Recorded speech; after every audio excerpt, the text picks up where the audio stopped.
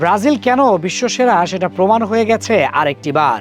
শুধু ব্রাজিলের senior team ইতিহাসের সেরা নয়, তাদের জুনিয়র দলের সামর্থ্য আছে সবাইকে চমকে দিয়ে একের পর এক শিরোপা নিজেদের করে নেয়ার। সেটার প্রমাণ হিসেবেই তো লাতিন আমেরিকার টুর্নামেন্টে অনূর্ধ্ব-17 দল আগের ম্যাচে আর্জেন্টিনাকে ৩-০ গোলে উড়িয়ে দেওয়ার পর এবার ভেনিজুয়েলার বিপক্ষেও জয় পেয়েছে ১-০ গোলে। যদিও একমাত্র গোল এসেছে পেনাল্টি হতে, তাতে গ্রুপ পর্বে ৪ ম্যাচে ৪ জয়ে শুধু সেমিতেই যায়নি, পাশাপাশি ফাইনালে যাওয়ার রাস্তাও সহজ করেছে।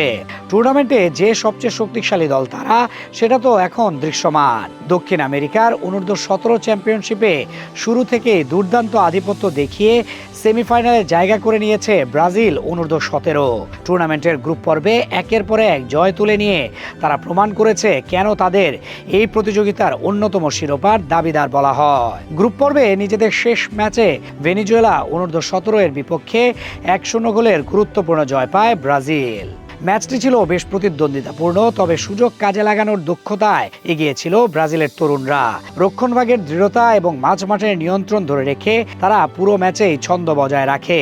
এই জয়ের ফলে ৪ ম্যাচে ৪টি জয় নিয়ে পূর্ণ ১২ পয়েন্ট সংগ্রহ করে তারা গ্রুপের শীর্ষে অবস্থান নিশ্চিত করে।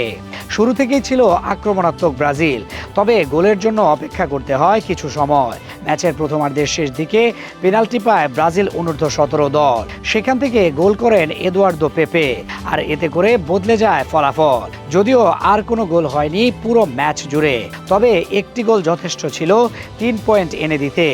শেষ পর্যন্ত ১-০ গোলের হিসাব বদলে দেয় দৃশ্যপট।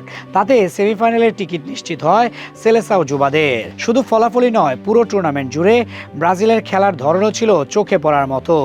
দ্রুত আক্রমণ গড়ে তোলা, উইং ব্যবহার করে প্রতিপক্ষের রক্ষণ ভেঙে ফেলা এবং বল দখল রেখে ম্যাচ নিয়ন্ত্রণ করার দক্ষতা তাদের আলাদা করেছে অন্য দলগুলোর থেকে।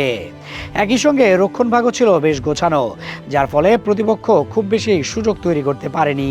এই দুর্দান্ত পারফরমেন্সের ধারাবাহিকতায় এখন সেমিফাইনালে ব্রাজিলের প্রতিপক্ষ কলম্বিয়া অনূর্ধ্ব-17। কাগজে কলমে কলম্বিয়াকে তুলনামূলকভাবে কিছুটা পিছিয়ে রাখা হলেও নকআউট পর্বে যে কোনো দলই বিপজ্জনক হয়ে উঠতে পারে। কাগজে কলমে কলম্বিয়াকে তুলনামূলকভাবে কিছুটা পিছিয়ে রাখা হলেও নকআউট পর্বে যে কোনো দলই বিপজ্জনক হয়ে উঠতে পারে। এই বিষয়টি ব্রাজিল নিশ্চয়ই মাথায় রাখবে।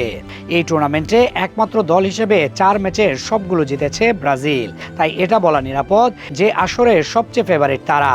তবে কি পারবে শিরোপা ঘরে তুলতে?